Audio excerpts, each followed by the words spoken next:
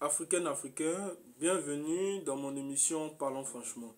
Une émission dans laquelle nous allons essayer d'élucider les faits historiques majeurs de la Côte d'Ivoire et aussi comprendre, savoir pourquoi est-ce que la Côte d'Ivoire a basculé dans la violence et dans la guerre. Nous allons le faire de façon équitable, de façon impartiale et de façon objective. Car la passion est l'ennemi de la raison. Donc, chers amis, je vous invite aujourd'hui à partager avec moi le sujet de l'immigration en Côte d'Ivoire. Le thème de l'immigration en Côte d'Ivoire est devenu tabou en telle enseigne que les politiques ont peur d'aborder le sujet. Alors, à travers cette vidéo, nous allons tous essayer ensemble de comprendre le pourquoi. Et la première question qui nous vient légitimement en tête est de savoir pourquoi tant d'étrangers en Côte d'Ivoire et à qui la faute.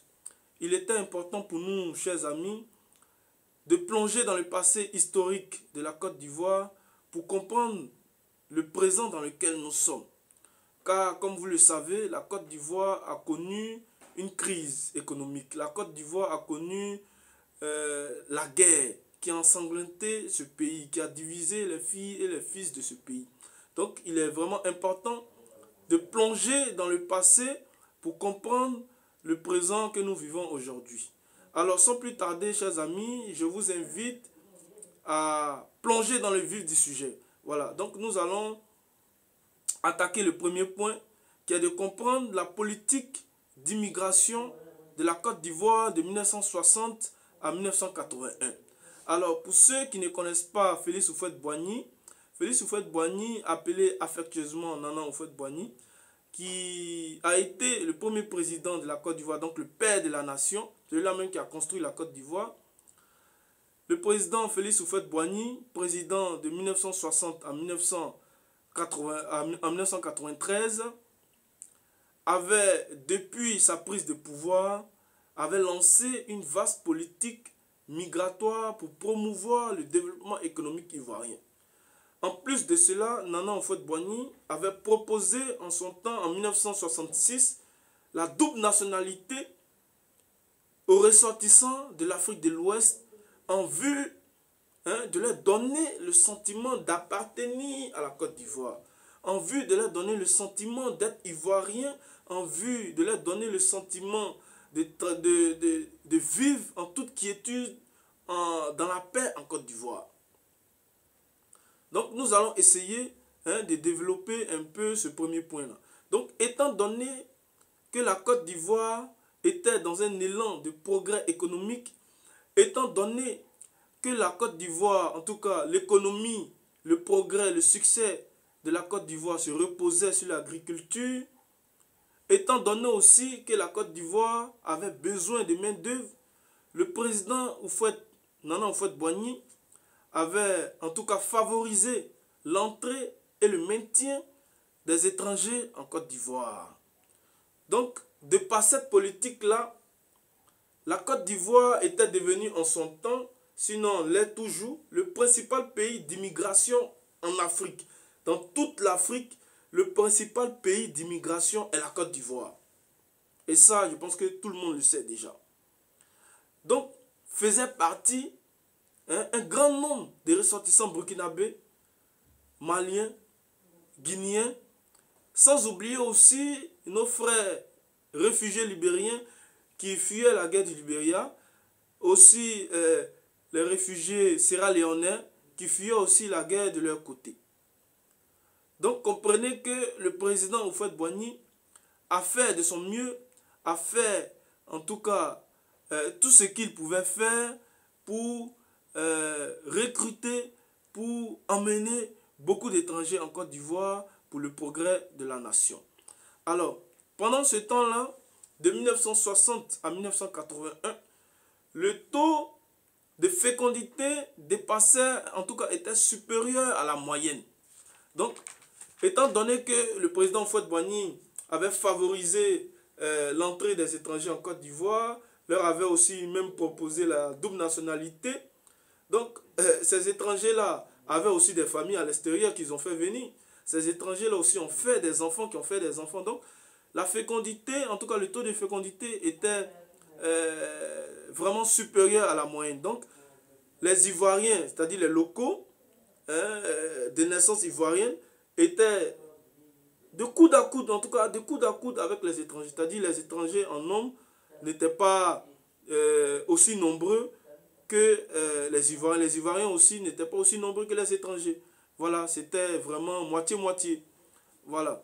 Et le deuxième point, c'est de comprendre le poids réel des étrangers en Côte d'Ivoire. Alors, comme je le disais tantôt, tout à l'heure, la politique menée par le président Houphouët-Boigny visait à favoriser l'arrivée et le maintien des étrangers en Côte d'Ivoire, car le pays avait besoin de main-d'œuvre. Le pays avait besoin de main-d'œuvre. Comme je l'ai dit, le progrès économique de la Côte d'Ivoire repose sur l'agriculture. Ça aussi, c'est important de le dire. Alors, ce qu'il faut savoir, c'est qu'en 1990, par l'instauration de la carte de séjour par M. Alassane Dramane Ouattara, premier ministre d'alors, du président Félix Houphouët-Boigny, voilà, il était premier ministre en son temps. Voilà, nous avions constaté une légère baisse du taux de natalité des ressortissants étrangers en Côte d'Ivoire. Et aussi, c'était dû aussi à la crise économique. Voilà, parce qu'à partir de 90, la crise économique avait en tout cas commencé. Alors, de 1988 à 2016, ce sont des milliers d'étrangers qui se sont vus naturalisés. De 1988 à 2016, ce sont des milliers, chaque année, d'étrangers qui se font naturaliser. Voilà, donc il y a une certaine facilité, un certain laxisme d'octroyer la nationalité ivoirienne aux étrangers, qu'aujourd'hui, vraiment, les étrangers sont beaucoup en Côte d'Ivoire, sont vraiment nombreux en Côte d'Ivoire. Voilà. Et nous notons aussi que 40% des étrangers sont dans le secteur informel. C'est-à-dire qu'ils échappent à la fiscalité, ils échappent aussi aux impôts.